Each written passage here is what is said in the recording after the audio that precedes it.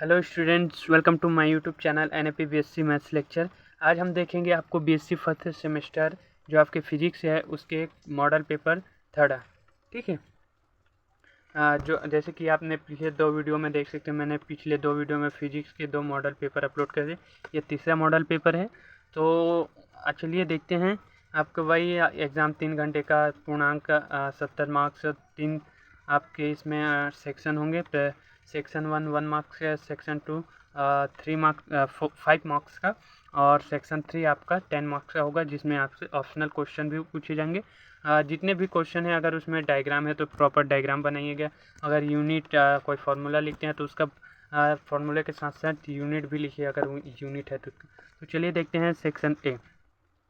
Section ये क्या बोलता है, हमारे पास वेक्टर आर की दिशा में एक सदिश आर कैप हो तो आर कैप इक्वल टू क्या होगा। यानी कि ये इस प्रकार से क्वेश्चन है। वेक्टर आर लिखा है उसको इस प्रकार से आप लिखेंगे, और जो एक कांक सदिश जो आर कैप लिखा है उसको आप कुछ इस प्रकार से लिखेंगे।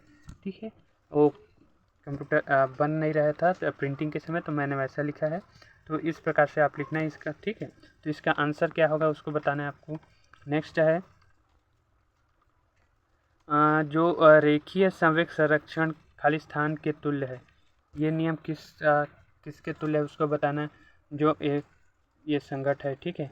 प्रत्यास्थ संघट में खाली स्थान संरक्षित रहता है। नेक्स्ट है किसी पिंड का जड़त्व आघूर्ण खाली स्थान पर निर्भर करता है। फिफ्थ क्वेश्चन है प्रतिबल को परिभाषित कीजिए। प्रतिबल क्या होती है उसकी परिभाषा लिखना है। नेक्स्ट है आदर्श तरल के लिए संयांतर तथा संपीड़ितता दोनों खाली स्थान होती है। नेक्स्ट है केंद्रीय बल को परिभाषित कीजिए। 8वां क्वेश्चन है आवर्तकाल को परिभाषित कीजिए। 9वां क्वेश्चन है जड़त्वीय निर्देश तंत्र को परिभाषित कीजिए। और 10वां क्वेश्चन है द्रव्यमान ऊर्जा तुल्य संबंध का समीकरण लिखिए। तो ये रहा आपके 10 मार्क्स के क्वेश्चन। अब आगे देखते हैं हम लोग 5 मार्क्स के क्वेश्चन। आर्यभट्ट के जीवन परिचय का गणित एवं खगोल विज्ञान के क्षेत्र में उनके योगदान का संक्षिप्त वर्णन कीजिए। नेक्स्ट है ऐंठन दृढ़ता किसे कहते हैं। बेलनाकार छड़ के ऐंठन करने के लिए कार्य की गणना कीजिए।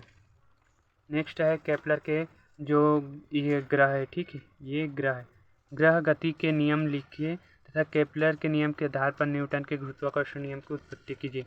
फोर्थ है समय विस्तारण को समझाइए, इसके लिए आवश्यक सूत्र उत्पादित कीजिए। एक प्रयोग का वर्णन कीजिए जो इसकी पुष्टि करता है। अभी इस मॉडल पेपर के जितने भी क्वेश्चन हैं उन सभी का आंसर आपको जो मैंने अपने यूट्यूब चैनल में बीएससी फिजिक्स के जितने भी फर्स्ट सेमेस्टर के जो नोट्स प्रोवाइड किए हैं उनमें आपको इनका आंसर मिल जाएगा, या फिर आप अपने जो खुद से जो नोट्स बनाए हैं उनसे देख लेना। अगर आपने नोट्स नहीं बनाए हैं तो जो मैंने अपने चैनल में फिजिक्स फर्स्ट सेमेस्टर के जो नोट्स अपलोड किए उनसे आप इसका आंसर देख सकते हैं। नेक्स्ट है रॉकेट की गति का सिद्धांत समझाइए तथा रॉकेट द्वारा प्राप्त अंतिम वेग के लिए सूत्र की स्थापना कीजिए। ये है उसका अंतिम वेग। यहाँ पर नॉट का जो मतलब है, ये फॉर्मूला कुछ इस प्रकार है। v equal to V naught यानी कि ऐसा है, प्लस v लॉग ये होगा m नॉट अपॉन m। ये कुछ इस प्रकार से है। ठीक है। ये फॉर्मूला नॉट का मतलब वही है। आप इसको क्योंकि अब देखते हैं इसका ऑप्शनल ये संरक्षीय असंरक्षीय बल से आप क्या क्या समझते हैं, इसके लिए आवश्यक सूत्र निर्मित कीजिए।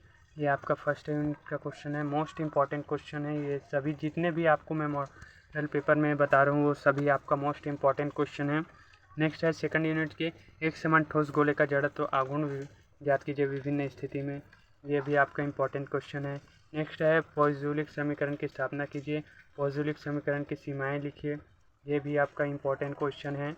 नेक्स्ट है अवमंदित दोलन किसे कहते हैं। इसका आवर्तकाल इसके अवकल समीकरण इसका अवकल समीकरण लिखकर हल प्राप्त कीजिए। विभिन्न स्थितियों को भी समझाइए इसके, ठीक है, विभिन्न स्थिति में। अब नेक्स्ट है पलायन वेग किसे कहते हैं, इसके लिए व्यंजक स्थापित कीजिए। पृथ्वी तल के समीप उपग्रह की चाल और पलायन वेग में क्या संबंध होता है, उनमें संबंध स्थापित करना है। ये आपका 3rd यूनिट है। आपका 4th यूनिट है ऊर्जा एवं संवेग को एक स्थिर निर्देश तंत्र में v वेग से गतिशील निर्देश तंत्र में किस प्रकार स्थानांतरित किया जाता है, इसके बारे में आपको बताना है। आइंस्टाइन के विशिष्ट अपेक्षिता सिद्धांत के मूल अभी जो कथन उसको लिखना है तथा इसके आधार पर द्रव्यमान ऊर्जा समीकरण की स्थापना कीजिए। तो ये रहा आपकी फिजिक्स 1st सेमेस्टर जो मैकेनिक्स उसका 3rd मॉडल पेपर। अब एक और मॉडल पेपर है, फिर उसके बाद इसके जो 4वां मॉडल पेपर है वो कंप्लीट हो जाएगा। आप इसको अच्छी तरह से आपके एग्ज़ाम प्रिपरेशन में मदद होगा। Thank you for watching video.